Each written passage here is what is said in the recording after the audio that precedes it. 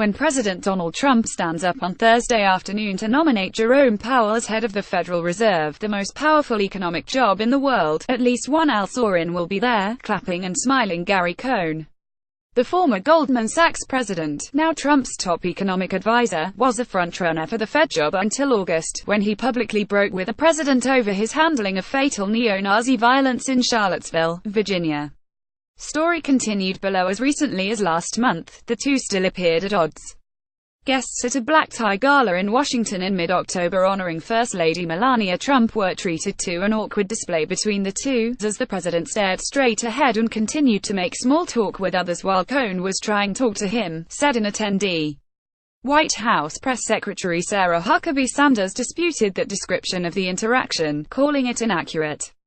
Since the president selected him to run his National Economic Council, Gary has been working around the clock to execute the president's vision of an economy that works for all Americans, Sanders said. Gary has always been the president's right hand on these policies. That has never changed. Gary will continue to serve in that role as we pursue tax reform, infrastructure, and the rest of the president's economic agenda. Another White House official said reports of a rift between Trump and Cohn were always overblown, and the Cohn-Trump Cold War is now mostly over anyway, multiple White House officials say. The pair are back talking regularly.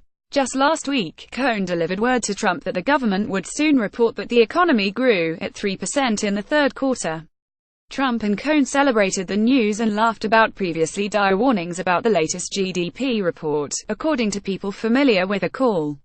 The president is now telling people he couldn't put Cohn at the Fed because he needs him to help Treasury Secretary Steven Mnuchin push a tax cut bill through Congress. By signing up, you agree to receive email newsletters or alerts from Politico. You can unsubscribe at any time. But even that praise comes with a sharp edge. Trump publicly joked on Wednesday that if the tax bill fails, I will be blaming Mnuchin and Cohn. Cohn has taken the message to heart, people around him say. Gary Cohn is pushing 247 for tax cuts and messaging hard. He is moving full steam ahead, said Larry Kudlow, an informal outside economic advisor to Trump. Cohn is telling people he never really wanted the Fed job anyway. The Fed chairmanship, though immensely powerful, can be a dreary slog through endless meetings deciphering esoteric economic signals followed by tedious trips to the Hill to answer questions from grandstanding members of Congress. It would also tie Cohn to Washington for at least the next 4 years, something the hard-charging former Wall Street trader, whose family has remained in New York, is said to be unsure he wants to do. Powell, known as Jay, has been heavily favored by Mnuchin, and is widely expected to be easily confirmed by the Senate, which voted him onto the Fed's Board of Governors first in 2012 for an unexpired term and again in 2014 for a full term. Some conservative senators who view Powell as too much like Yellen lobbied the White House to pick someone else. But they are expected to mostly fall in line once the announcement comes. As recently as a week ago, Trump had not fully settled on Powell and was asking almost everyone he ran into about who he should pick. He even polled senators at their weekly policy lunch, asking for a show of hands for those who favored Powell and those who preferred conservative economist John Taylor, a favorite of Vice President Mike Pence. Taylor won, but people close to the process say Mnuchin and others argued that while Taylor would thrill some conservatives, he couldn't be fully counted on to go slow with interest rate hikes that might slow down the economy. And they said Powell, while not a super dynamic presence, could be trusted to manage a Fed process that requires collegiality and the ability to calmly deal with a crisis should one arise. Candidates rose and fell during a Fed selection process that lasted until this past weekend, with Pence and others pushing Taylor, a former Fed Governor Kevin Warsh. But Mnuchin and other officials at Treasury continued to methodically press their case with Trump that Powell would be the safest pick, someone who would basically maintain Yellen's approach to policy without having ties to President Barack Obama. And they offered one more killer rationale, from Trump's perspective, that Powell's appointment would likely be cheered by the stock market, perhaps the president's favorite barometer of success so far. Anyone other than Powell or Yellen threatened to spark at least a temporary sell-off on Wall Street. White House officials and outside advisors trace Cohn's fall from grace to his public reaction to the president's handling of the Charlottesville march. Trump sat next to Cohn during an interview in late July and heaped praise on his top economic advisor and talked him up as a potential chair of the Fed. "I've known Gary for a long time, but I've gained great respect for Gary working with him," Trump said at the time to the Wall Street Journal. So Gary certainly would be in the mix. 2 weeks later, white nationalists marched on Charlottesville. Trump quickly ignited a national controversy by at first declining to criticize the marches. Cohn, reeling from Trump's remarks and under huge pressure from friends to quit, spoke out sharply against the response. "This administration can and must do better in consistently and unequivocally condemning these groups," Cohn told the Financial Times. Over a weekend, he drafted multiple versions of a resignation letter to deliver to the president. Cohn ultimately decided against quitting. But his furious response, while not the only reason, largely killed his chances to lead the Fed, people close to the matter said. One other reason is the deep talent pool assembled by White House aide Andrew Olmem, who was put in charge of fielding Fed candidates, a process the White House has treated as seriously as it did the selection of Neil Gorsuch to fill the later Antonin Scalia's vacant Supreme Court seat.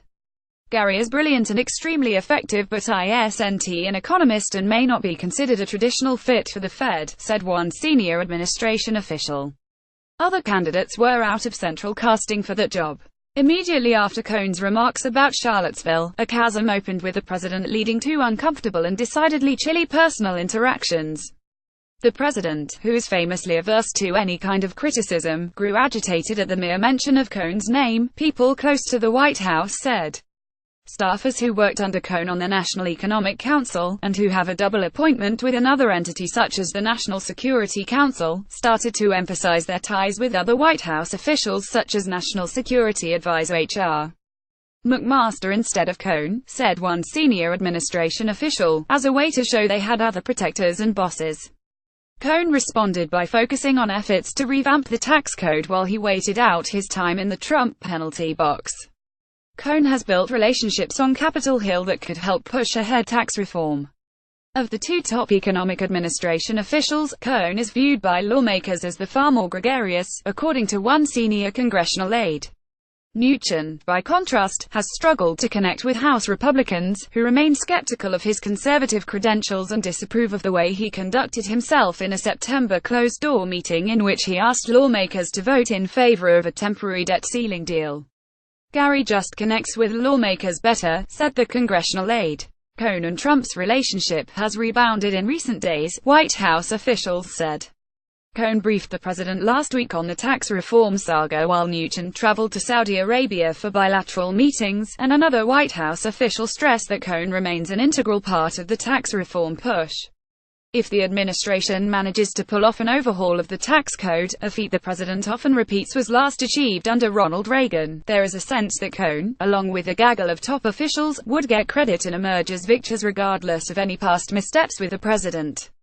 Cohn has no immediate plans to pack up and leave the administration next year, no matter what happens with taxes, people close to him say. He first came onto Trump's radar with a pitch in 2016 to do a big infrastructure bill that would combine public and private funding to revitalize the nation's crumbling roads, bridges, ports and other assets, a legislative goal Trump still mentions often. One person close to the process said there are hundreds of things that Cohn could still do in Washington.